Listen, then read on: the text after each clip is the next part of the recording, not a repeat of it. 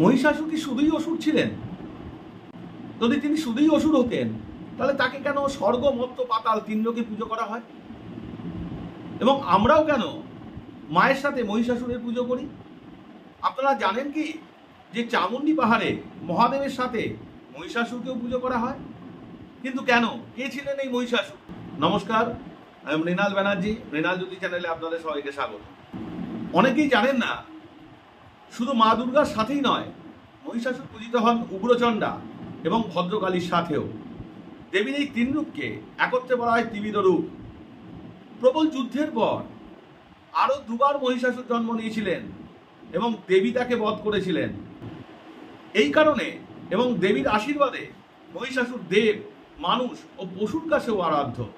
মহিষাসুর ছিলেন রম্ভার পুত্র এবং মহিষী নামক এক মহিষ। রম্ভ নামে অসুর মহাদেবকে কঠোর তপস্যায় প্রীত করে তার কাছে পুত্র লাভের বর প্রার্থনা করলে মহাদেব তাকে সেই বর প্রদান করেন। ব্রহ্ম বর প্রাপ্তির পর অসুর রাজ্যে ফেরার সময় এক মহিষীকে দেখে কামার্ত হন। তখন রম্ভ মহিষীকে হরণ করে তার সাথে সঙ্গমে লিপ্ত হন এবং তাকে বিবাহ করেন। বিবাহের পর পুনরায় তারা মৈথুনে আবদ্ধ হওয়ার সময় এক মহিষ আক্রমণ করে রম্ভকে বধ করেন। মৃত্যুর পর যখন তাকে চিতায় স্থাপন করা হয় তখন তার স্ত্রী সহমরণের উদ্দেশ্যে চিতায় আরোহণ করেন। চিতায় অগ্নিসংযোগ করা হলে মহিষী চিৎকার করে ওঠেন। তখন তার গর্ভ থেকে মহিষী ও রম্ভের মিলনজাত সন্তান অর্থাৎ অর্ধমহিষ অর্ধমানব মহিষাসুরের জন্ম হয়। তখন রম্ভ স্নেহবশত চিতা থেকে পুনরায় নেমে আসেন এবং এই মহিষাসুরের নাম রাখেন রক্তবীজ। শিবের বরের প্রভাবে মিলনকালেই গর্ভ সঞ্চার হয়েছিল মহিষী। মহিষাসুরের গজাসুর নামে একটা পুত্রও ছিলেন। পুরাণ অনুযায়ী একদিন মহিষাসুর স্বপ্ন দেখতে পান ভদ্রকালী দেবীকে। তারপরেই শুরু করেছিলেন দেবীর আরাধনা।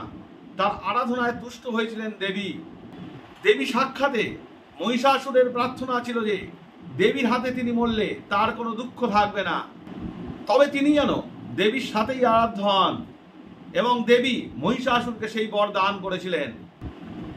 তাই শিবের বরে যখন উদ্ধত মহিষাসুর স্বর্গরাজ্য জয় করেছিলেন তখন দেবতারা নারায়ণ ও মহেশ্বরের কাছে গিয়ে তাদের দুঃখের কথা বলেন।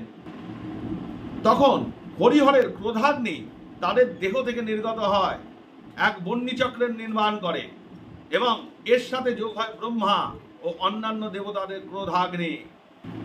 মহামায়া আদ্যাশক্তি দেবতাদের এই সমষ্টিভূত তেজপুঞ্জ হতে কাত্যায়নের রূপ আবির্ভূত হন এবং দেবী চণ্ডিকা এই অসুরকে বধ করেন। কালিকা পুরাণে বলা হয়েছে যে অষ্টদশভুজা, অঞ্জন প্রভা, উগ্রচণ্ডা, ষোড়শ পূজা, অতসী পুষ্পবর্ণা, ভদ্রকালী রূপে দশভুজা মূর্তিতে মহিষাসুরকে বধ করেন। এবং তৃতীয় কল্পে মহিষাসুর অসুর প্রবৃত্তি থেকে মুক্ত হয়ে যজ্ঞভাগের বর প্রার্থনা করেন।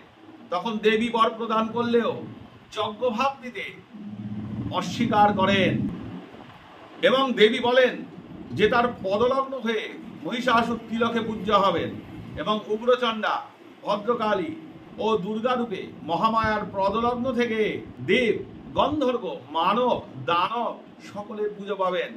অনেকেই মনে করেন যে মা চামুণ্ডী পাহাড়ের চূড়ায় মহিষাসুরকে বধ করেছিলেন। তাই চামুণ্ডেশ্বরী মন্দিরে মহিষাসুরের একটা বিশাল মূর্তি রয়েছে। নমস্কার, আরও এরকম তথ্য পেতে মৃণাল জ্যোতি চ্যানেলের সাথে যুক্ত থাকুন এবং আমার চ্যানেলকে সাবস্ক্রাইব করুন। প্রণাম।